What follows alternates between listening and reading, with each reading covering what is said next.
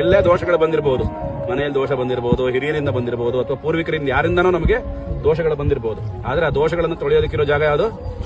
ಪುಣ್ಯಕ್ಷೇತ್ರ. ಪುಣ್ಯಕ್ಷೇತ್ರಕ್ಕೆ ಬಂದು ನಾವು ಏನ್ ಮಾಡ್ತೀವೋ ಅದು ನಮಗೆ ಸಂಪೂರ್ಣವಾದಂತ ಫಲ ಕೊಡ್ತಾವಂತೆ. ಅದಕ್ಕೆ ಏನ್ ಹೇಳ್ತಾರೆ? ಅನ್ಯಕ್ಷೇತ್ರ ಕೃತಂ ಪಾಪಂ ಪುಣ್ಯಕ್ಷೇತ್ರ ವಿನಶ್ಯತಿ. ಹೌದಾ? ಪುಣ್ಯಕ್ಷೇತ್ರಕ್ಕೆ ಬಂದು ಅದನ್ನ ನಾವು ತೊಳ್ಕೋಬಹುದಂತೆ. ಏನೇ ದೋಷಗಳು ಬಂದ್ರು ಅದನ್ನ ನಾವು ತೊಳ್ಕೋಬಹುದಂತೆ.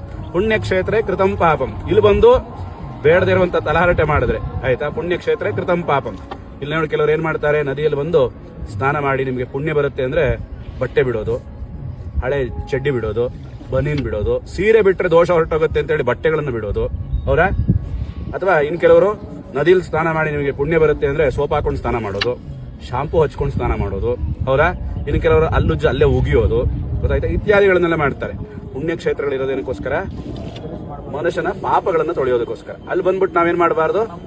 ಪಾಪಗಳನ್ನ ಮಾಡಬಾರ್ದು. ಕೆಲವರು ಏನ್ ಮಾಡ್ತಾರೆ, ಆ ನದಿ ಹತ್ರ ಹೋಗ್ತಾ ಇದೀವಾ, ತಗೊಳ್ರಿ ಹಳೇದು ಯಾವ ದೇವ್ರ ಫೋಟೋ ಇಲ್ವೋ ಅದೆಲ್ಲ ಎತ್ಕೊಳ್ಳಿ, ನೀರಲ್ಲಿ ಬಿಟ್ಬಿಡೋಣ. ಹೌದಾ? ಹಳೇದು ಯಾವ್ದಾದ್ರು ಮದುವೆ ಪತ್ರಿಕೆಗಳಿದ್ರೆ ಅದನ್ನ ನೀರಲ್ಲಿ ಬಿಟ್ಬಿಡೋಣ. ಅಥವಾ ಹಳೇದು ಮನೆಯಲ್ಲಿ ಧರ್ಮಸ್ಥಳದ ಕಾಯಿ ಇದ್ರೆ ಆ ಕಾಯಿ ಇದ್ರೆ ಇದನ್ನ ತಗೊಂಡು ನದಿಯಲ್ಲಿ ಬಿಟ್ಬಿಡೋಣ ಅಂತ ಹೇಳಿ ಏನ್ ಮಾಡ್ತಾರೆ ಕೆಲವರು, ನದಿಯಲ್ಲಿ ಇದನ್ನ ಬಿಡ್ತಾರೆ. ಹೌದಾಯ್ತಾ?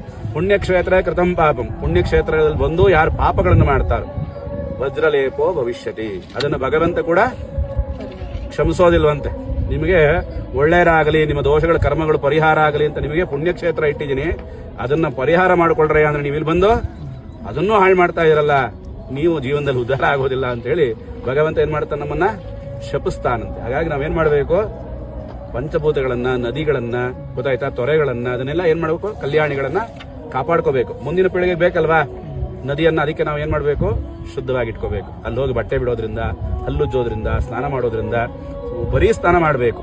ಗೊತ್ತಾಯ್ತಾ? ಅವಾಗ ಏನಾಗುತ್ತೆ? ನಮ್ಮ ಕರ್ಮಗಳೆಲ್ಲ ತೊಳೆದೋಗುತ್ತೆ. ಅಲ್ಲಿ ಬಂದು ಸೋಪ್ ಹಾಕೊಂಡು ಶಾಂಪು ಹಾಕೊಂಡು ಸ್ನಾನ ಮಾಡೋದು ಏನಾಗುತ್ತೆ? ಕರ್ಮ ಜಾಸ್ತಿ ಆಗುತ್ತೆ. ಗೊತ್ತಾಯ್ತಾ? ಹಾಗಾಗಿ ಇಂತಹ ಒಂದು ಕ್ಷೇತ್ರ ಇದು. ಯಾವ್ದು ಕ್ಷೇತ್ರ ಇದು? ತ್ರಿವೇಣಿ ಸಂಗಮ, ಕಾವೇರಿ, ಕಪಿಲ ಮತ್ತು ಸ್ಫಟಿಕ ಸರೋವರ.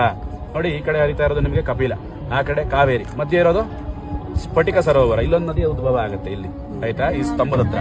ಇವು ಮೂರು ಸೇರುವಂತ ಜಾಗ ಯಾವುದು? ಸಂಗಮ ಕ್ಷೇತ್ರ.